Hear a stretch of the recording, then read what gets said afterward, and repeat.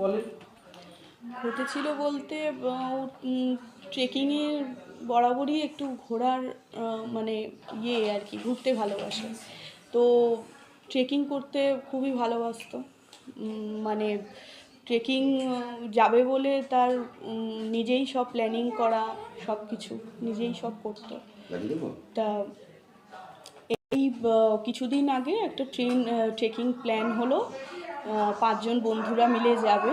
তো তার মধ্যে 2 জন গেল না, তো 3 জনই ঠিক করলো যে ওরা ওই সিকিমে গোচালা বলে কোন জায়গায় যাবে। বাড়িতে সেরকমই কিছুই মানে বলতো না যে প্রপার কোথায় যাচ্ছে, কোন জায়গার ডিটেলস বা কিছু। আমি জোর করে চাইতাম, তবে গিয়ে ওই বন্ধুদের নাম্বার শুধু দিত, তাছাড়া আর কিছুই কোনো কিছু বলতো না। তা আমি আমাকে বলে গেছিলো যে ঘুরতে যাবে, ওখানে টাওয়ার পাবো না তোমাকে, কিন্তু আমি টাওয়ার পেলেই ফোন করব। তো আমি সেইভাবেই রয়েছি যে না, নিচ থেকে নামলে টাওয়ার পেলেই আমাকে নিশ্চয়ই ফোন করবে। তা আমিও ফোনে ট্রাই করতাম, দেখতাম ফোন সুইচ অফ বলছে। তা কালকে রাত্রিবেলা হঠাৎ আমার ফোনে ফোন এসেছিলো আননোন নাম্বার থেকে। আমি ফোনটা ধরতে পারিনি। তা আজকে সকালবেলা আমার ফোনে ফোন আসে যে এরকম আপনি সুমন দেবনাথের ওয়াইফ বলছেন, উনি এরকম ট্রেকিংয়ে গেছিলেন, উনি কিন্তু এরকম এক্সপায়ার করেছে। তা আমি মানে কি বলবো, ওই শুনে আমার রীতিমতো মানে গা হাত পা কাঁপছে। আমি মানে নিজেকে বুঝতে পারছি না যে আদৌ এটা সত্যি ঘটনা কিনা। তো আমি আবার ওর যে 2 জন বন্ধু গেছিলো তাদের ওয়াইফদের ফোন করেছি। তারা বললো যে তাদের হাজব্যান্ড নাকি, যারা 2 জন গেছে তারা জীবিত আছে। তারা ফোন করে আমাকে তাদের স্ত্রীদের বলেছে যে মানে যেটুকু সময় কথা, মানে কয়েক সেকেন্ডের জন্য বলেছে যে এরকম সুমনে এরকম হয়েছে। সুমনদার সঙ্গে কি আপনারা যোগাযোগ করার চেষ্টা করেছেন এই ঘটনা শোনার পর, যেহেতু এখনো? আমি ফোন করেছি, অ্যাজ ইউজুয়াল যেরকম বলে, ফোন সুইচ অফ, কানেকশান পাচ্ছে না, এরকম।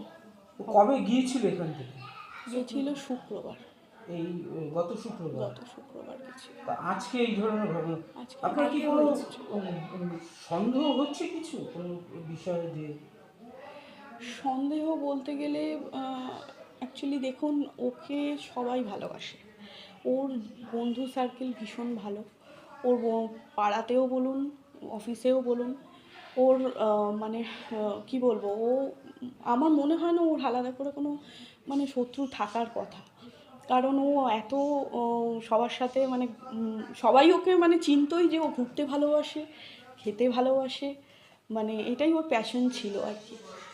তা আমি বলতে পারবো না অ্যাকচুয়ালি। দেখুন তো, আমি এখানে রয়েছি আর ওখানে ওকে আমি পাঠিয়েছি সুস্থভাবে।